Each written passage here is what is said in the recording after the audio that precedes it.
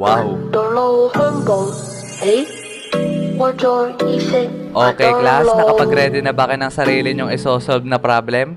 Sinabi ko na sa inyo yan nung last meeting natin na sa Blackboard nyo isosolve yan para ma-share sa inyo mga kaklase. Okay, dahil dyan mabunot ako sa index card. Rio, ma'am, present, never absent. Nandyan ka na pala. Meron ka na bang isosolve na problem? Yes, ma'am.